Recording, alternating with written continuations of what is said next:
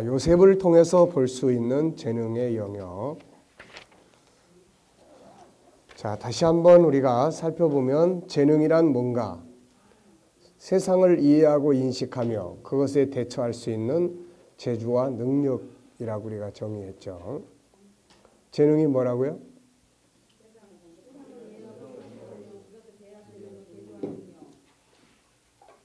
네, 재능은 세상을 이해하고 인식하며 그것에 대처할 수 있는 재주와 능력. 네. 자, 다시 말하면 창세기 1장 28절을 이루기 위해서 하나님이 담아주신 지적이며 성격적이며 이제 다양한 기능적인 것들을 말하고 있다. 자, 이 부분을 좀 더 잘 이해하기 위해서 요셉의 삶을 살펴보고자 한다. 요셉은 17세의 노예로 팔려가서 13년이 지난 30세의 당시의 대제국이었던 애굽의 총리가 된 사람이다. 그가 노예에서 대제국 애굽의 총리가 되기까지, 그리고 총리가 된 후에 존경의 대상이 될 수 있었던 진정한 성공을 이루기까지 사용된 것은 그의 재능이죠.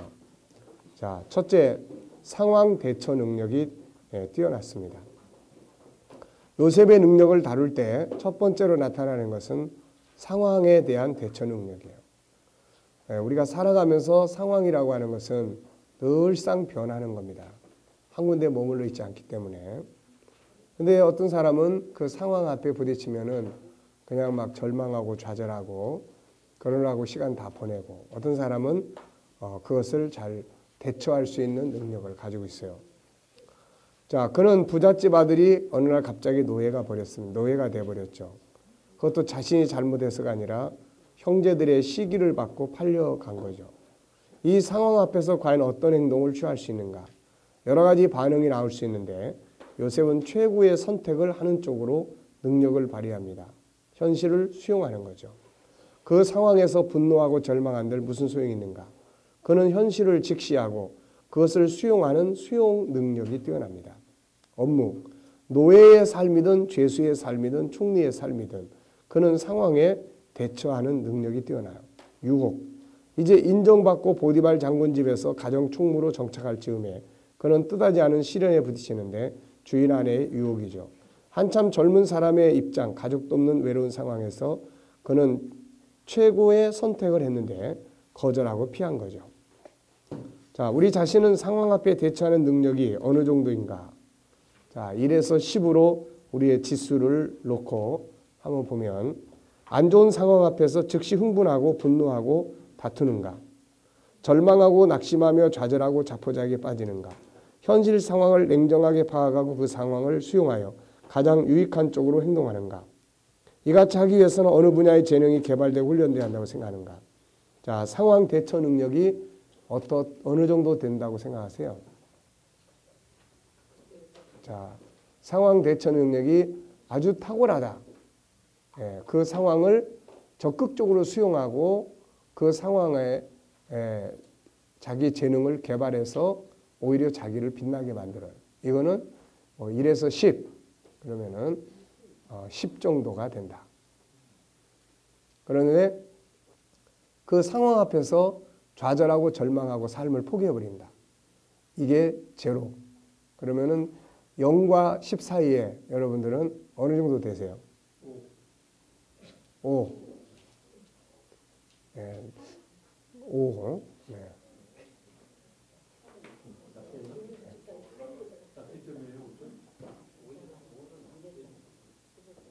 5는 살고 싶지도 않고 죽고 싶지도 않고. 네. 자, 상황의 변화가 오면 누구나 다 처음에는 다 절망도 하고 몸부림도 치고 또 다 괴로워도 하고 분노도 하고 다 하죠. 이제 그 다음에 그 2차적인 부분에서 그걸 어떻게 이제 수용하느냐 하는 거죠, 이제. 근데 여기서 이제 기억할 게 뭐예요? 우리 인간은 대처할 수 있는 능력이 있다는 거죠, 이게. 그러니까 자기가 그 방향으로 선택을 하면 그쪽으로 갈 수 있는 능력이 있다는 거죠. 자, 주도적 업무 능력입니다. 어떤 업무를 맡아도 성공적으로 이루어내는 능력이 있어요. 이것은 그가 상황에 따라 그 안에 있는 재능과 능력을 개발하고 있는 거죠. 앞에서 설명한 바 있지만 자기 안의 능력을 제한하면 안 된다. 하나님은 창세기 1장 28절에서 세상을 다스리고 정복하라고 했죠. 자, 이 말씀을 보면은 땅, 바다, 물고기, 하늘, 새, 움직이는 모든 생물을 다스리라고 하셨다. 어느 한 가지만을 다스리라고 한 거 아니다. 그러므로 우리가 가지고 있는 재능은 하늘의 것만 다스리는 게 아니며 땅의 어느 한 가지만을 다스리도록 제한되어 있는 게 아니다. 하늘, 땅, 바다 그 가운데 있는 모든 것을 다스리는 재능은 다양한 재능을 주신 것이다. 요셉은 다양한 환경, 곧 노예, 죄수, 국가의 총리, 인간관계 등의 다양한 능력을 발휘하죠. 자, 우리도 할 수 있다. 요셉처럼 우리 안에도 다양한 환경을 다스릴 수 있는 재능이 있음을 알고 문제는 인식하는 거예요. 이렇게 아는 거예요. 내 안에 이런 게 나도 있어. 이거 아는 겁니다. 어떤 상황이나 업무든 간에 할 수 있다는 자신감을 가지고 효과적으로 대응할 수 있어야 돼요. 영적인 힘과 함께 그 분야의 정보를 배우고 익히고 훈련한다면 누구나 어느 부자든지 감당할 수 있어요. 중요한 것은 업무에 대한 자세입니다. 요셉은 자기에게 주어진 모든 업무를 기계적으로 일을 한 것이 아니라 주도적으로 한 거죠. 모든 일에는 수용, 효율성, 연구, 주도적 연구, 시간과 훈련이 필요합니다. 특히 주도적인 자세를 가질 때 효과적인 업무 능력이 개발돼요. 기계적인 상태에서는 결코 재능이 개발될 수 없어요. 노예로 살 때나 총리가 되었을 때는 항상 주도적으로 업무를 가장 효율적으로 처리했던 걸 볼 수가 있습니다. 나중에 애굽의 그 세제 개편이라든지 그 흉년 속에서 백성들의 그런 어떤 관계라든지 그걸 활용해서 이 애굽의 새로운 세금 그 이제 세제 방법들을 이제 개편하는 이런 것들을 보면은 요셉은 굉장히 이렇게 피동적인 사람이 아니라 능동적인 사람이에요. 뭔가 이렇게 생각하고 연구해서 왕에게도 도움이 되고 나라에도 도움이 되고 백성에게도 도움이 될 수 있는 정책들을 만들어낸 거죠, 이게. 자, 우리도 이 같은 재능이 있음을 기억하고 재능이 없어서가 아니고 타락한 인간의 본성이 이런 걸 자꾸 가로막아요. 아유, 그런다고 뭐 월급 더 많이 줘. 뭐 그런다고 무슨 뭐 네가 뭐 노예에서 뭐 풀려날 수 있을 것 같으냐. 뭐 이런 것들이죠. 그러니까 이런 부정적 개념만 걷어내면 우리는 할 수 있는 능력은 우리 안에 있다라는 것이에요. 그래서 항상 우리가 어떤 일들을 맡았을 때 그 일에 대해서 기계적으로 움직이지 말고 주도적으로 움직일 수 있는 내가 맡은 일이니까 이 일의 주인은 나다. 그래서 이 일이 어떤 일이고 자, 우리 업무에 대해서 전에 존귀함을 나타내려고 할 때 업무에 대해서 12가지 자, 다시 한번 복습해 볼까요? 자, 첫째는 존귀하게 인정을 해야 된다. 두 번째는 감사해야 된다. 세 번째는 이해해야 된다. 네 번째는 이거 아시는 분이 아무도 없네. 네 번째는 의미를 생각해야 된다. 다섯 번째는 친해져야 된다. 그 업무하고 익숙해져야 돼. 여섯 번째는 변화를 추구해야 된다. 일곱 번째는 축복한다. 여덟 번째는 비전을 만든다. 그 다음에 아홉 번째는 충실한다. 열 번째는 그 다음에 스스로 만족하고 그 다음에 공익적인 유익을 추구한다. 이렇게 됐을 때 이게 바로 뭐예요? 이제 주도적으로 뭔가 행동을 하는 거죠. 이게 꼭 시키는 것만 하고 시키지 않는 건 안 하고 세 종류의 사람이 있죠. 하나는 시키는 것도 안 하는 사람이 있고 그 다음에 꼭 시키는 것만 하는 사람이 있고 그 다음에 알파 플러스 하는 사람이 있고 그리고 주도적으로 하는 거죠. 여러분은 다 송 목사님 뭐 하시고 싶은 말씀 있어요?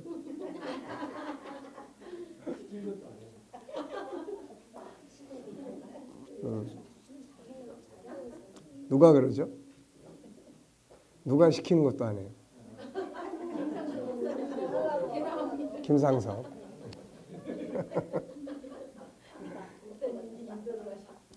자, 시간 관리 능력이에요. 요셉은 시간 사용과 관리에서도 상당히 뛰어난 능력을 보여줘요. 네 가지 시간 관리가 필요했을 거예요. 우선 하나님과의 영적 관계. 노예로 일하면서 당시 뭐 교회가 있는 것도 아니고 아버지 같은 영적 지도자가 있는 것도 아닌데 창세기 39장을 보면은 하나님이라는 말이 거기에 8번이나 나와요. 그만큼 하나님과 친숙한 관계를 갖는 거죠. 그렇다면은 그가 자기의 시간을 아주 효율적으로, 효과적으로 이렇게 운영했다는 것을 보여줍니다. 업무의 효율적 시간 관리, 노예의 삶은 자신의 업무를 담당하기 위해 많은 시간이 필요했을 거다. 그러나 그가 주인의 인정을 받은 것을 보면 업무를 상당히 효과적으로 수행을 했던 것을 우리가 느낄 수 있죠. 같은 업무를 관리하기 위해서는, 이 같은 업무 관리 위해서는 당연히 업무를 위한 시간 관리가 필요한데 이 부분에 요셉이 아주 잘한 것을 우리가 느낄 수 있어요. 세 번째는 재능 발전을 위한 시간 관리예요. 업무의 재능뿐 아니라 그는 또 다른 은사, 곧 재능을 관리했는데 그게 뭐예요? 꿈 해석이에요. 꿈을 해석하기 위해서는 뭐가 있어야 됩니까? 정신이 맑아야 돼요. 그것을 위해서는 나름 투자할 시간이 필요해요. 뭐가 투자돼야 됩니까? 맑은 정신을 유지하기 위해서 하나님과의 소통하는 시간이라든지 묵상하는 시간이라든지 나름대로 자기의 정신세계를 맑게 하는 이런 관리를 잘한 거죠. 바쁘다는 핑계로 자기에게 주어진 은사나 이런 재능을 관리하지 못하는 사람들도 굉장히 많아요. 왜 그러고 삽니까? 참 바빠가지고요. 뭐 틈이 나야 말이죠. 네. 이거는 무슨 말이냐면 시간 관리를 잘 못하고 있다는 이야기예요. 네. 시간은 누가 주인입니까? 자기가 주인이에요. 그래서 자기가 중요하다고 여기는 일들을 먼저 할 수 있습니다. 그리고 우리 52주제 중에 뭐가 있죠? 짜투리 시간 활용하기. 우리가 뭘 외운다고 그래가지고 꼭 이렇게 정상적으로 공부를 하면서 외우기만 한다고 그러면은 우리는 이게 시간이 없다고 말할 수 있어요. 그런데 길을 가며 오며 차를 타고 가며 오며 기다리며 또 수없는 짜투리 시간들을 우리는 그냥 다 버리는 거예요. 그러니까 이런 것들을 잘 활용을 하면 시간이 없는 게 아닙니다. 그러니까 우리가 그런 부분들에 대해서 시간 관리의 능력을 가져야 돼요. 그것도 큰 능력이에요. 자기에게 주어진 시간을 30시간으로 쓸 수 있는 사람도 있고 20시간을 24시간을 20시간으로 쓸 수 있는 사람도 있어요. 시잘데없는 걸 하는 사람은 실질적으로 필요한 시간을 10시간도 못하는 사람이 있어요. 다 시잘데없는 일을 하는. 근데 그 속에서도 한 가지 일을 하면서 예를 들어서 운동을 하면서 암송을 하고 그러면은 두 가지 일을 해요. 그럼 이 사람은 운동 시간이 1시간이지만 암송하는 1시간을 더 버는 거예요. 그럼 이 사람은 25시간을 사는 거죠. 우리가 시간 관리라는 게 그런 겁니다. 그 다음에 인간관계 능력이에요. 요새는 인간관계 능력이 뛰어났어요. 많은 사람들이 인간관계 능력이 부족하므로 다른 능력이 있어도 실패하는 경우가 많은데 요셉은 이런 면에서 재능을 발휘해요. 자기를 노예로 팔아버린 형제와의 관계, 이걸 아주 능숙하게 잘했어요. 자기를 애굽의 노예로 팔아버린 형제들에게 원수로 갚는 게 아니라 오히려 그들을 포용하고 그들의 자녀들까지 돌보는 능력을 보여주는 거예요. 아브라함 링컨이 대통령이 딱 되고 나서 국방장관에다가 임명을 한 사람은 아브라함 링컨을 제일 못 살게 굴었던 사람이었어요. 그래서 옆에 사람들이 다 깜짝 놀래가지고 어떻게 이 사람을 이렇게 국방장관을 세웁니까? 그랬더니 그때 링컨이 뭐라 그러냐면은 개인적으로는 나를 못 살게 그렇지만 이 나라를 지키어 가는 데는 이 사람만한 능력이 없다. 이게 리더십이라는 거예요. 네. 그러니까 링컨이 나중에 암살당해 죽었을 때 그 사람이 제일 슬퍼했다고 그러죠. 네. 그러니까 요즘에 우리 정치 세계를 보면은 이런 부분들이 참 너무 약해요. 그러니까 그래서 존경을 받지 못하는 겁니다. 예. 우리가 인간관계, 좋은 사람과만 좋은 관계를 맺는 게 아니에요. 그가 만일 그 형제들에게 분노함으로 날마다 분노하고 술에 취하고 현실에 충실하지 못했다면 어떻게 되었을까?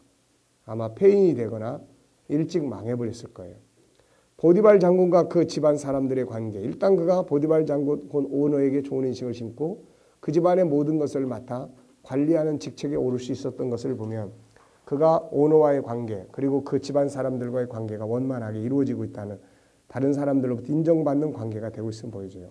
감옥에서 인간관계, 그는 감옥에서 역시 인정을 받았고 특히 왕의 신하들이 감옥에 들어왔을 때 그들을 담당하게 되는데 요셉은 그들과 관계 역시 아주 좋은 관계를 만들어 놨죠.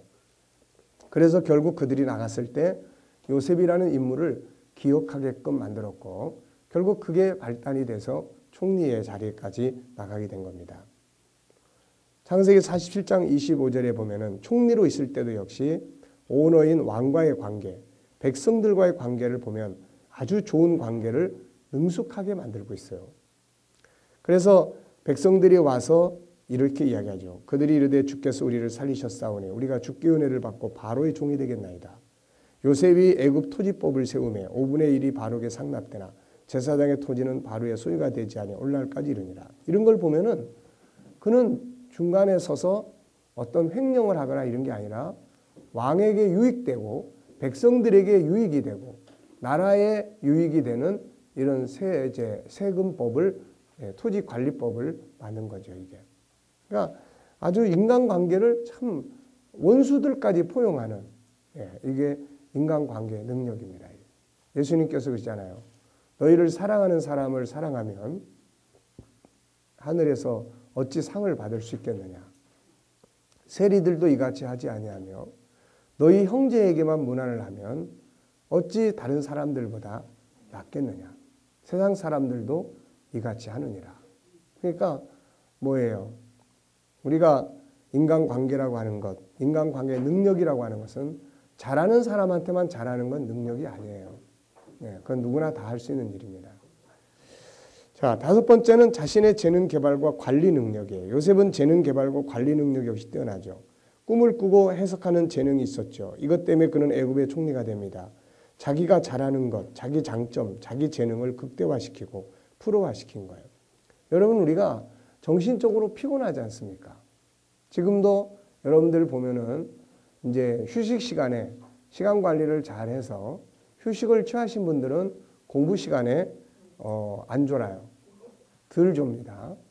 근데 휴식 시간에 열심히 이야기하고 그냥 많은 소통을 나누고 또 놀러 가고 이제 이러면은 이제 어떻게 돼요? 이제 이 자리에 앉으면은 이제 사랑하시는 자에게 잠을 주시는 데다 은혜가 넘치게 되는 거죠, 이게. 네. 그러니까 이런 부분들을 잘 관리를 하는 거예요. 이게 꿈을 해석하는 게요. 그냥 흐리멍텅한 영적 이 정신 세계 가지고 그게 됩니까? 이게 안 되는 거예요. 그만큼 이 요셉은 자기의 장점을 아주 팍 때가 되면 싹 쓸 수 있도록 칼을 갈아놓은 거죠. 이게 칼을. 네. 자, 기회가 왔을 때 빛을 발하게 만든 겁니다. 어떤 사람들은 자신의 소중한 재능을 녹슬게 만들어버려요. 그래서 기회가 왔을 때 사용하지 못하고 기회를 잃어버립니다. 예리한 판단력. 그는 왕의 신하의 얼굴에 근심이 있는 것을 보고 그 기회를 놓치지 않아요. 예리한 판단으로 얼굴에 스며있는 근심을 찾아냈고 물었습니다. 자기의 재능을 갈고 닦는 사람은 사용할 수 있는 기회를 놓치지 않아요. 적극적으로 다가서고 해결해 줍니다. 이런 판단력, 해결의 능력은 그를 왕 앞에 서게 만들었고 왕의 문제를 해결함으로 총리가 됩니다. 이것을 보여주는 잠언의 말씀이 있죠. 한번 읽어보세요.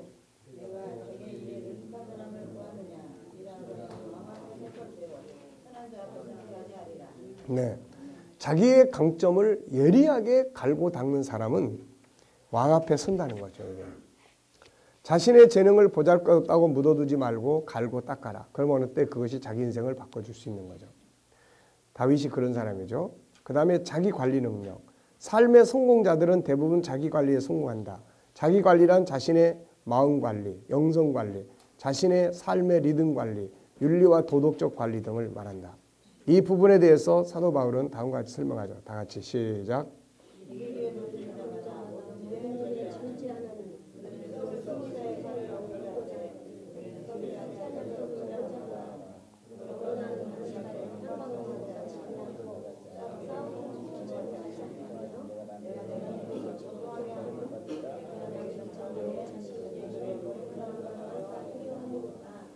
예, 우선 요셉은 영적 관리, 아까도 이야기했죠. 하나님과의 관계를 그 힘들고 어려운 노예 시절, 주변에 신앙생활을 하기 어려운 그런 상황에서 그는 하나님과의 관계를 아주 참 잘했어요. 심리적 관리, 삶의 관리, 분노, 형제들과 보디발 장군의 아내에 대한 분노가 있었겠지만 그는 분노 조절을 아주 잘했죠. 우울, 분노와 함께 당연히 찾아오는 것이 우울함이죠. 자신의 장래를 생각하고 아버지 집을 생각하면 우울하고 슬프고 고통스러웠을 것이지만 이런 부분에서 자기 관리를 아주 잘했어요. 절망적 현실 앞에서 꿈과 희망을 만들면서 자기 관리를 잘했습니다. 이런 상황에선 자기를 포기하거나 방탕하거나 분노를 폭발시킴으로 사고를 치기가 쉽지만 그는 이런 상황들을 잘 극복했고 결국 자기 관리가 빛을 발하게 된 거죠. 특히 그가 자기 관리에 성공한 모습은 총리가 된 후다. 누구나 어려움 속에서 성공하게 되면 윤리와 도덕, 물질 면에서 잘못될 가능성이 굉장히 높아져요. 가난한 사람이 어느 날 권력을 잡고 그러면 그것을 처음에는 아주 멋지게 해버리라 하지만 나중에 가면은 자기도 모르게 물질의 도덕적인 문제에 걸리게 됩니다. 이게. 그런데 그는 총리가 되었을 때 역시 자기 관리에 성공함으로 왕에게 신임받는 사람, 백성들에게 존경받는 사람이 될 수 있는 거죠. 상황 처리 능력. 요셉은 다가오는 상황을 처리하는 능력이 뛰어나요. 앞에서 우리가 상황 인식, 대처, 수용의 능력이 뛰어나다고 그랬는데 그때마다 주어진 능력, 이게 아주 뛰어납니다. 노예로 있을 때, 억울하게 감옥에 들어갔을 때 업무를 굉장히 효과적으로 능력 있게 처리를 잘한 사람이에요. 풍년과 흉년의 때 역시 뛰어난 상황 처리 능력을 발휘합니다.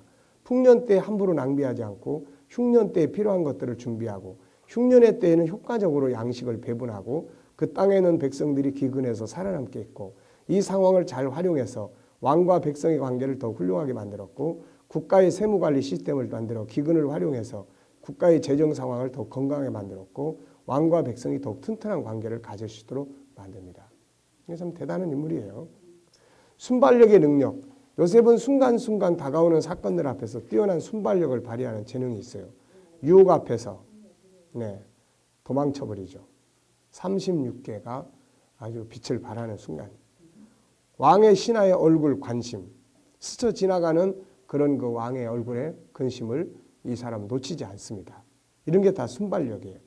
많은 사람들이 큰 것에는 관심이 많지만 작은 것, 세미한 것에는 별로 관심들이 없어요. 그러나 성공의 기회는 사실 아주 작은 것에서 오게 된다는 것입니다. 작은 것의 가치를 알고 어떤 상황도 그대로 흘려보내지 않는 순발력을 키운 사람들은 이런 기회를 놓치지 않죠. 올바른 가치 관리 능력. 무엇보다 그에게 뛰어난 능력은 올바른 가치를 가지고 그걸 지키고 관리하는 능력이에요. 하나님과의 관계. 그는 무엇보다 하나님과의 관계를 최우선 지켜야 할 가치로 여겼고 그걸 지킴으로 하나님이 함께 하신 복을 받습니다. 노예로 팔려온 사건 역시 하나님의 뜻이라는 것을 깨달을 정도로 그는 영적 가치를 중요시 여겼어요. 그래서 창세기 39장에 여호와 하나님이라는 단어가 8회 나타납니다. 거룩성의 가치를 쾌락과 향락보다 중요하게 여겨서 보디발 장군의 아내를 유혹을 뿌리쳤고 총리가 되었을 때는 재물의 욕심보다는 성실과 진실, 정직과 충성이라는 가치를 중요하게 지키고 살았어요. 그러니까 어떤 가치를 중요하게 여기면 이런 유혹에서 빠져나올 수 있습니다. 근데 그 가치가 물질의 중심이 있으면 유혹을 당연히 받게 되는 거죠, 이게. 항상 업무 앞에서는 성실과 충성이라는 가치를 지키고 눈앞에 어떤 이익이나 쾌락보다는 참된 가치를 중요하게 여기고 그걸 지킴으로써 자신의 삶을 성공적으로 만들게 된 거죠. 공존의 능력입니다. 사람은 혼자 살아갈 수 없다. 어디서나 다양한 관계를 맺고 살게 된다. 그래서 혼자 살아가는 독불장군식의 삶은 실패합니다. 요셉은 공존의 능력을 가진 사람이에요. 우선 하나님과 함께 사는 능력, 형제들을 용서하고 함께 살아가는 능력, 그를 힘들게 했던 사람들에게 안갚음을 하지 않는 포용의 능력, 죄수들과 함께 사는 능력, 백성과 함께 살아가는 능력, 공존의 능력이에요.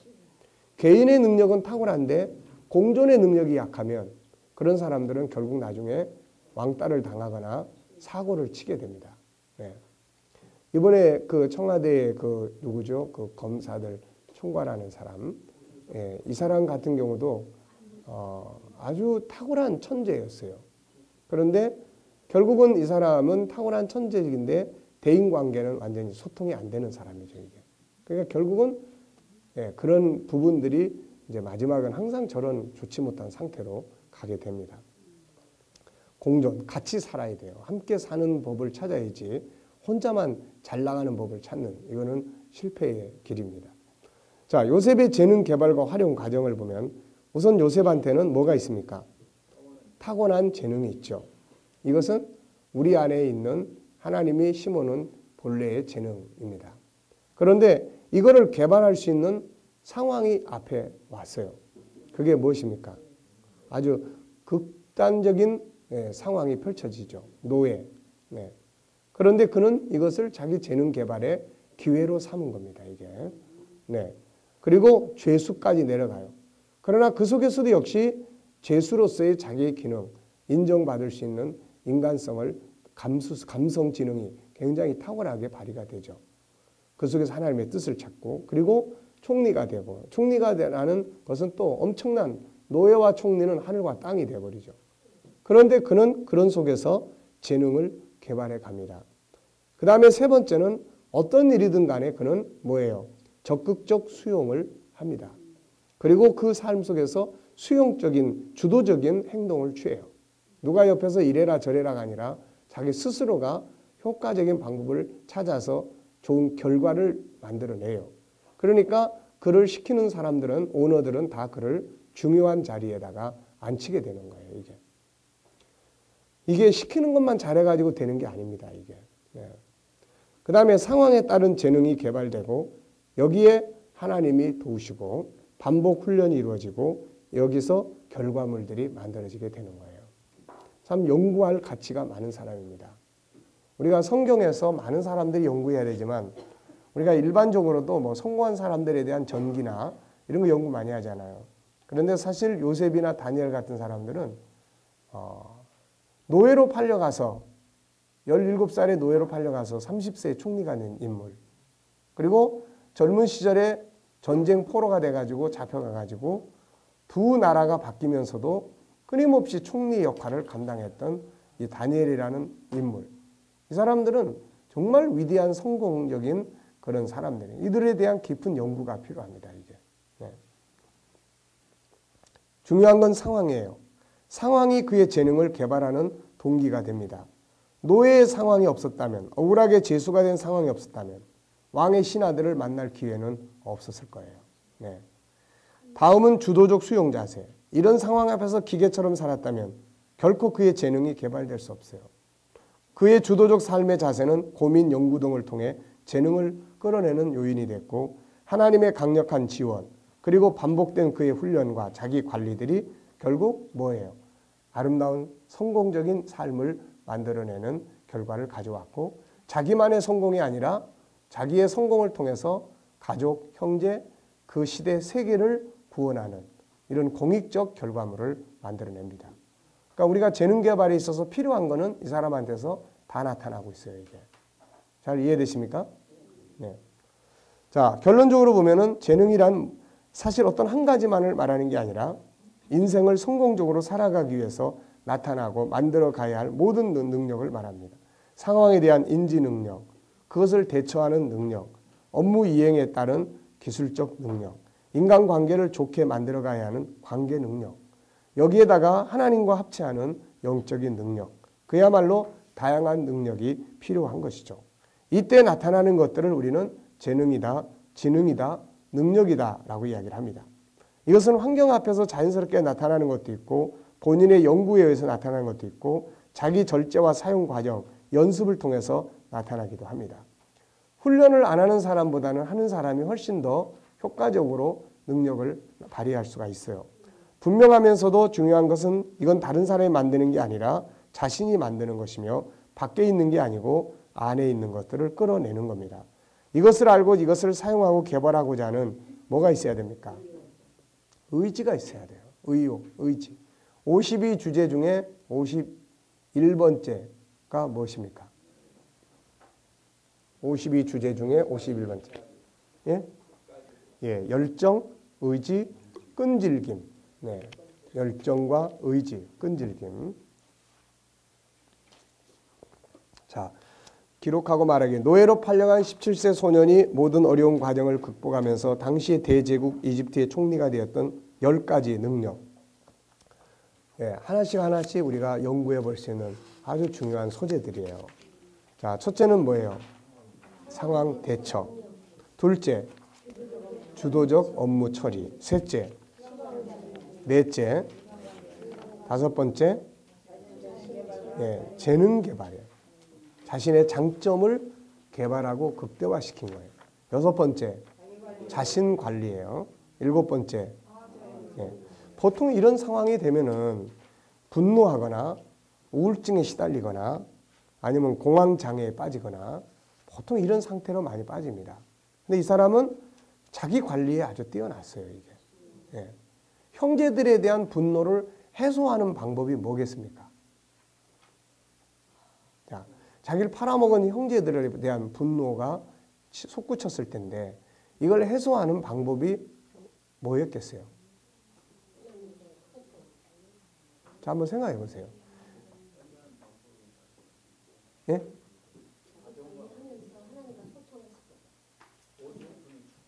예, 다 맞는 방법인데 예, 현실적인 게 하나 있어요. 이 사람은. 그게 뭐냐면 하나님의 뜻 가운데서 된 것일 거다라는 거죠.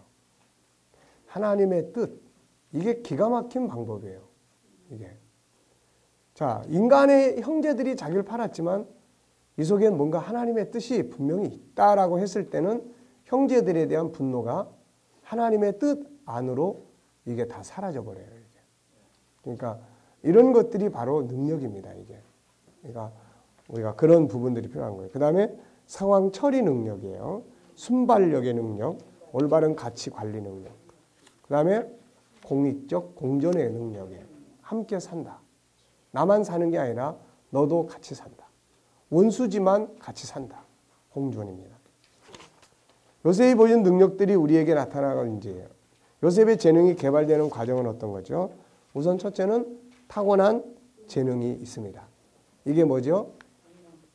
7가지의 하나님이 우리 안에 담아주신 재능. 기획, 창조, 관리, 복구, 그 다음에 완성, 감성, 그 다음에 완성, 인간. 네. 이것을 이 사람만 있는 게 아니라 우리도 다 있고, 그 다음에 두 번째로 이걸 끄집어내는 도구가 상황이에요, 상황. 근데 이 상황을 우리는 어떻게 받아들이고 있느냐. 이 사람은 적극적 수용, 주도적 삶, 상황에 맞도록 그 분야를 개발해서 활용하는 탁월한 업무의 효율성을 만들어내요. 하나님의 도우심이 있었고 그 다음에 이게 반복 훈련이 되고 결과물을 만들어냅니다.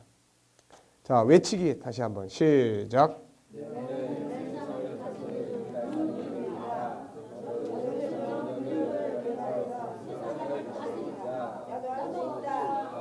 네.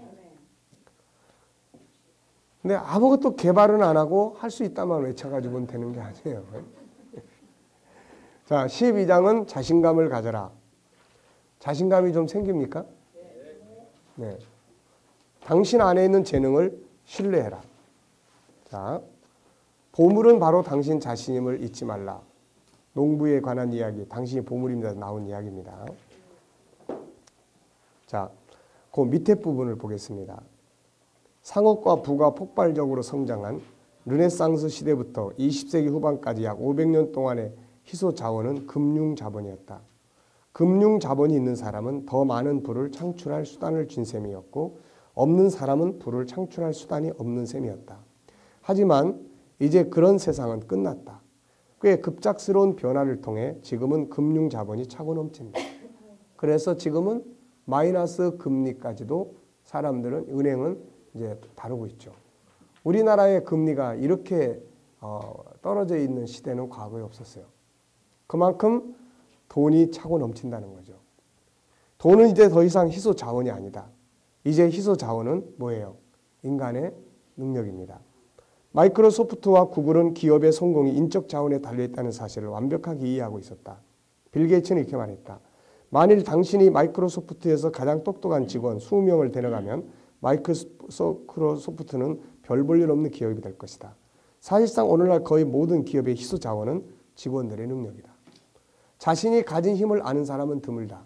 땅에서와 마찬가지로 사람 안에도 주인이 알지 못하는 금광이 숨어 있을 때가 종종 있다. 대단한 사람이에요. 조너던 스위프트라는 사람. 이런 말을 할 수 있다는 거. 우리는 우리 안에 가지고 있는 금광이 뭔지 알죠. 네. 진정한 보물은 당신이다. 다음의 시를 다시 한번 살펴보자. 열어보지 않은 탄생의 선물. 당신은 태어난 날 받은 선물들을 열어보지 않았답니다. 손으로 직접 만든 선물들이 아주 많죠. 신이 당신에게 보낸 것입니다. 사랑하는 신은 주저없이 말합니다. 내가 가진 모든 것은 내 것이기도 하다. 당신은 태어난 날 받은 아주 많은 선물들을 열어보지 않았습니다. 이 안에 있는 수많은 재능, 5가지의 성품을 안에 들어가서 수많은 재능, 수많은 기능들이 있음에도 그 중에서 안 써보고 가는 것도 엄청나게 많다는 거죠. 이게. 네. 내게 주신 선물을 열어봐야 된다. 보물창고를 열어야 한다. 그걸 그분의 영광을 위해, 당신의 행복과 성공을 위해서 활용해야 한다. 요셉은 그 창고를 열어 그 안에 있는 보물들을 활용함으로써 노예로 팔려간 17세 소년이 당시 대제국인 이집트 총리가 되어 자신을 살리고 가족을 살리고 이집트와 당시 세계의 사람들을 살려내죠. 수많은 사람들이 보물을 꺼내어 세상의 문명을 만들어가고 있습니다. 당신이 그 주인공이 되거라. 하나님은 지금도 우리에게 묻습니다. 출애굽기 4장 2절 읽어보세요.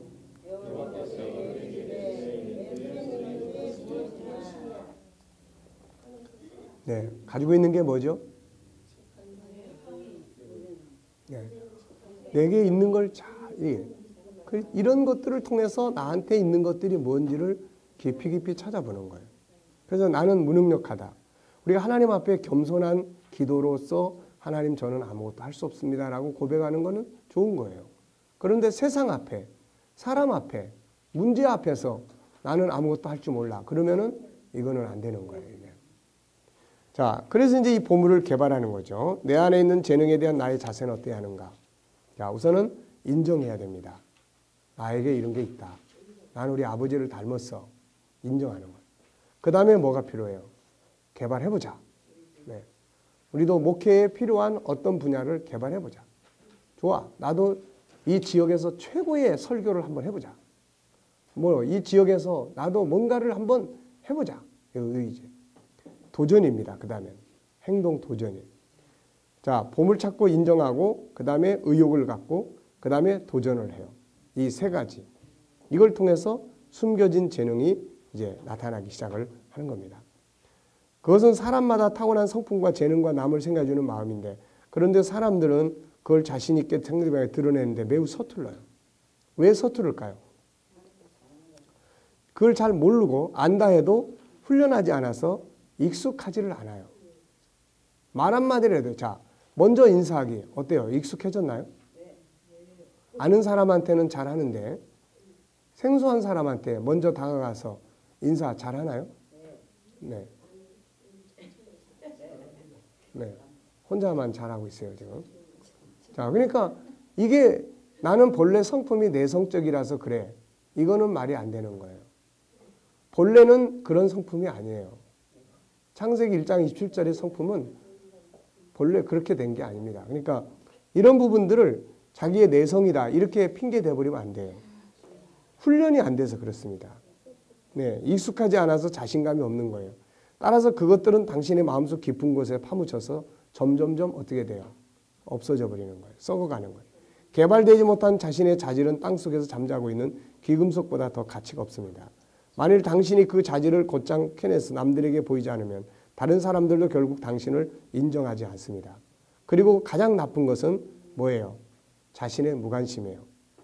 다 같이 한번 해보세요. 시작.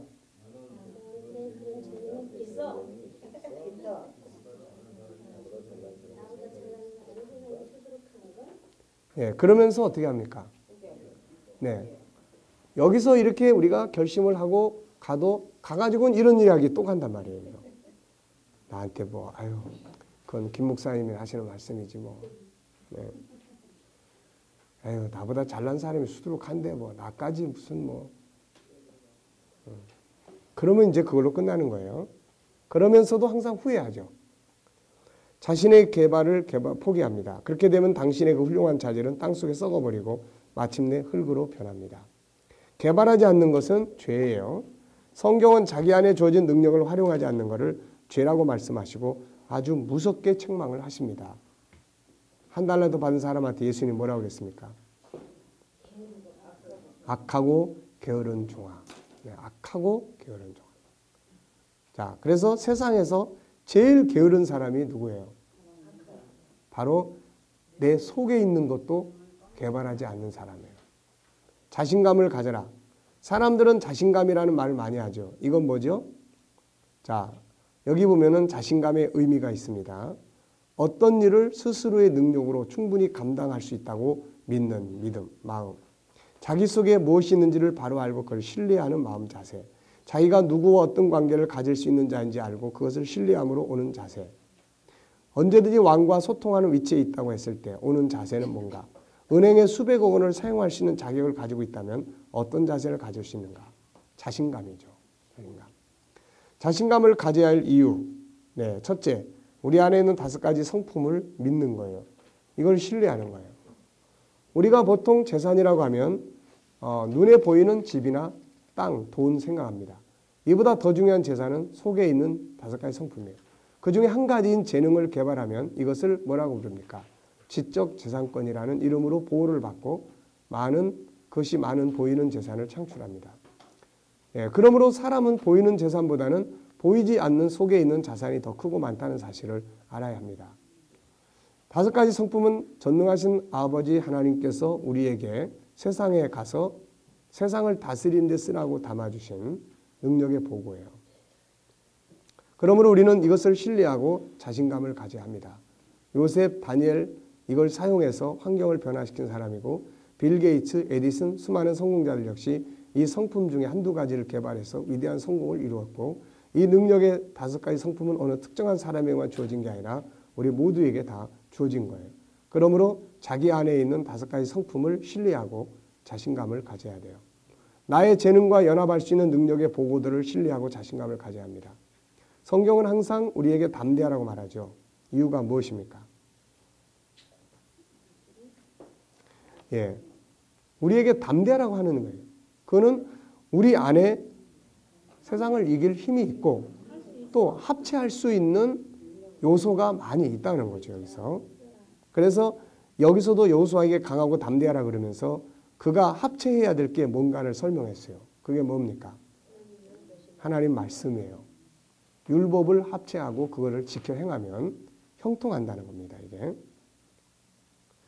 자, 아이들이 게임하다가 힘이 모자라면 다른 더 큰 힘과 합쳐서 적을 이기는 걸 볼 수 있죠. 근래에 TV 방송에서 청소년 대상 퀴즈 프로그램으로 마지막 부분에 답을 풀지 못하면 선수로 나가 있는 학생이 주변의 학생들에게 친구들 도와줘. 그러면 그들의 지혜를 담은 공을 던져주고 이 선수는 그 공들을 열어서 답을 찾는다. 때로는 재능이 합쳐져야 할 때가 있죠. 우리도 마찬가지입니다. 그래서 여기 합쳐야 될 것들이 있어요. 하나님, 말씀, 천국, 세상의 정보들. 우리가 자신감을 가지고 살아야 할 결론적 이유는 무엇입니까? 때를 따라서 감당할 수 있는 피할 길이 있다는 거예요. 답이 있다는 겁니다. 답이. 아무리 어려운 상황도 답이 있다는 거죠. 감당할 시험밖에 당할 것이 없다. 시험 당할 즈음에 피할 길을 내사 능히 감당하게 하신다. 이 세상에 답이 없는 문제는 없습니다. 그러므로 문제가 부딪힐 때 두려워하고 원망하느라고 시간 보내지 말고 숨은 답을 찾기 위해 시간을 투자해야 됩니다. 기도, 말씀, 책, 멘토, 경험. 이 속에서 재능이 능력을 발휘하게 되는 거죠. 자, 4번째는 자신감을 떨어뜨리는 소리를 경계를 해야 돼요. 자, 한편 자신감을 떨구는 소리를 경계해야 합니다. 우리 주변에는 자신감을 심어주는 말들이 있는가 하면 떨어뜨리는 말들이 아주 많습니다. 어떤 말들이 있죠? 자신감을 떨어뜨리는 말. 뭐 좀 열심히 하려고 그러니까. 아이고, 당신은 그 나이에 뭘 한다고 그냥 편하게 지내지. 이럴 때는 어떻게 해야 돼요? 예, 사탄아 물러가라 해야 되는 거예요.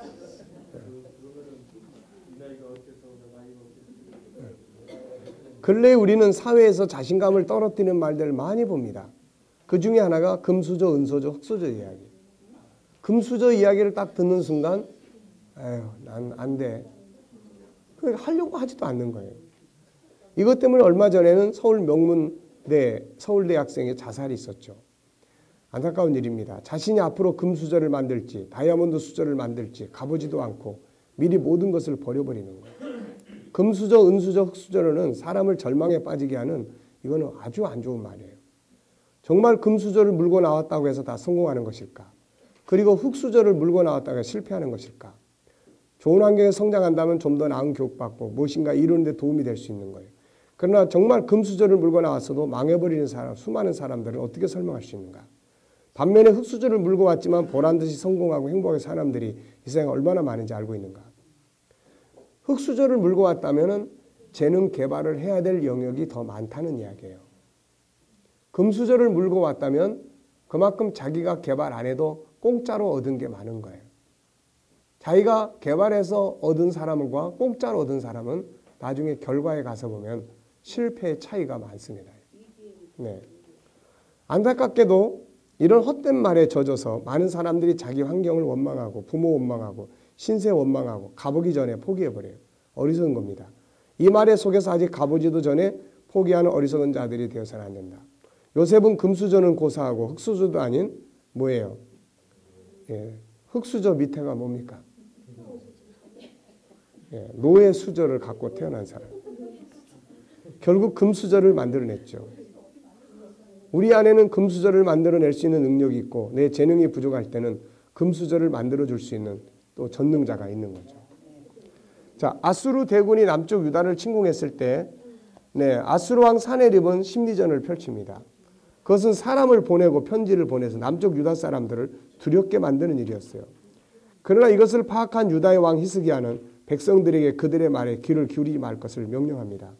한편으로는 자신이 성전에 올라가 하나님과 합쳐지는 시간을 가졌고 이걸 통해서 아수르 대군을 물리치는 위대한 승리를 가져온 사건을 기록하고 있어요. 자신감을 떨어뜨리는 어리석은 말들에 귀를 기울이지 말고 자기를 신뢰하고 주변에 다양한 합치할 수 있는 능력들을 신뢰함으로 자신감을 가지고 세상을 다스리는 사람들이 돼야 되죠. 민수기 13장 14장을 보면 12명의 정탐꾼들이 갔다 와가지고서는 이 10명은 아주 두려움을 심어주는 말들을 막 합니다. 우리는 그들에 비해서 메뚜기 같다. 메뚜기 자화상을 막 심어주기 시작하는 거예요. 이게. 네. 이 말은 백성들의 마음속에 깊이 박혔고 백성들은 완전히 자신감을 상실한 채 밤새도록 울었고 결국 광야로 들어가서 다 망해버리고 말았어요. 자신감을 떨어뜨린 말들을 경계하자. 이건 우리의 재능을 개발하지 못하게 하는 아주 무서운 독화살입니다. 얼마나 많은 사람들이 네가 뭘 할 줄 안다고 너는 틀렸어라는 말 한마디에 무능력의 감옥에 빠져서 인생을 나고자로 삽니다. 네. 다니엘서 2장 46절 49절에 보면 바벨론 제국의 왕인 느부갓네살이 자기 보좌에서 내려와서 다니엘에게 엎드려서 절을 해요.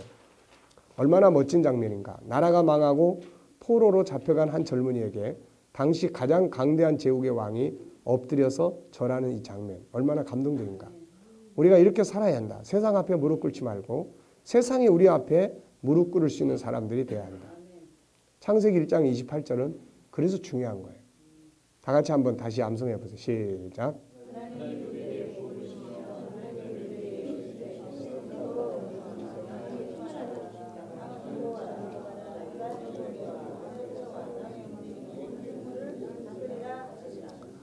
네, 제가 이 말씀을 딱 발견하고 깨닫고 난 다음에 얻은 확신이 하나 있었어요. 그게 뭐냐면 세상의 모든 환경은 다스리라고 주신 하나님의 선물이지 나를 망하게 하기 위해서 온 것이 아니다.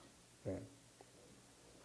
모든 환경은 그것 때문에 나를 몸부림치면서 내 안에 있는 능력을 짜내는 거예요. 그걸. 네. 살아남기 위해서. 재능을 개발하는 일에 게으르지 마라. 세상에서 가장 악한 것이 게으름이에요. 게으름은 아무것도 할 수 없게 만들고 얻을 수 없게 만듭니다. 부족한 것, 실수하고 실패하는 것은 얼마나 용납되고 오히려 도와주려고 하죠. 그러나 게으름은 아무도 도와줄 수 없고 받아줄 수 없어요. 그래서 성경은 게으름에 대해서 많은 부분에서 경계합니다. 잠언 6장 6절부터 이 밑에 26장 14절까지 게으른 자. 이게 참 큰 문제예요. 마태복음 25장 26절도 게으른 종, 데살로니가후서 3장 8절에도 게으른 자는 먹지도 말라 이렇게 이야기를 합니다. 자, 위의 말씀들이 보여주는 것처럼 게으름은 아무것도 거둘 수 없고 자신과 다른 사람들에게 고통만 안겨줘요. 그래서 부지런해야 됩니다. 뭔가 열심히 해야 되는데 그 중에 하나가 자기 개발에도 부지런해야 돼요. 정말 우리가 자기 개발 세미나나 자기 개발 쪽에만 집중해서 한 5, 6년, 10년 이상 투자하고 연구하면 그 분야에서 달인이 돼요. 우리나라에 그런 분야가 얼마나 많이 소용되고 있고 또 그런 사람들이 활동을 하고 있습니다. 네. 자, 그러니까 뭐가 됐든지 간에 그걸 개발하는 일에 나태하면 안 돼요. 다 게으른 사람들의 핑계들입니다. 자, 가장 귀한 보물은 어디에 있어요? 내 안에 있어요. 보물에 대해서 우리가 어떤 자세를 가져야 합니까? 자, 하나는 인정하는 거예요. 인정. 신뢰. 그 다음에 하나는 뭐예요? 개발하고자 하는 의욕. 네, 의욕. 네, 의지. 그 다음에 하나는 도전이에요. 네, 이 세 가지 도전입니다. 지금 우리도 이런 프로그램을 통해서 또 하나의 세계에 지금 우리는 도전하고 있어요. 그게 무엇입니까? 천국인의 삶의 현장을 만들겠다고 하는 이런 이제 부분이에요. 어떻게 보면은 불가능한 것처럼 보일 수도 있어요. 근데 불가능하면 어떻습니까? 뭐 달려가다가 열심히 갔는데 뭐 잘 안 됐다고 해서 우리가 헛된 인생 사는 것도 아니고, 그러나 안 하는 사람보다는 하는 사람이 단 1%라도 낫다는 거고, 그 중에서 단 한두 사람이라도 이 부분에 대해서 인식하고 발전시켜 나간다면 그 속에 의미가 있게 되는 거죠. 이게 자신감의 의미는 뭐예요? 내 안에 있는 것을 바르게 인식하고 부딪힌 상황 앞에서 할 수 있다고 하는 그런 마음을 자신감이라고 말하는 거예요. 그러니까 자신감을 갖기 위해서는 먼저 내 안에 뭐가 있는지를 인식을 해야 됩니다. 내 안에 뭐가 있는지를 인식을 한 다음에는 부딪힌 상황 앞에서 두려워하지 말고 이제 담대한 거죠. 할 수 있다. 해보자. 이런 거죠. 우리가 자신감을 가져야 할 세 가지 이유는 무엇입니까? 자신감을 가져야 될 세 가지예요.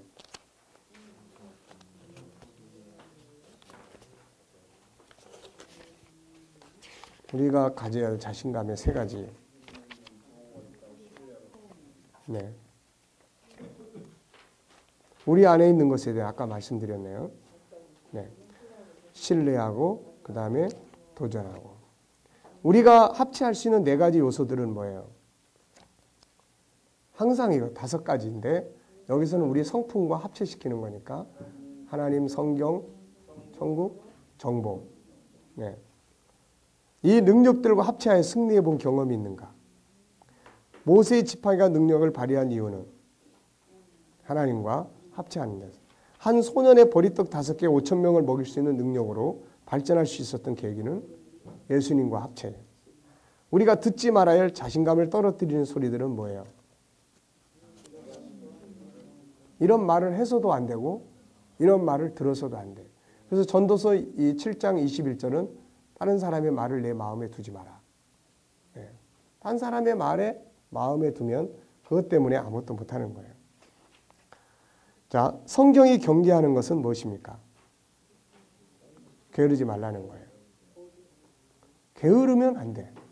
나태하면은 뭐 어떤 방법이 없어요. 이게. 자, 외치기. 시작.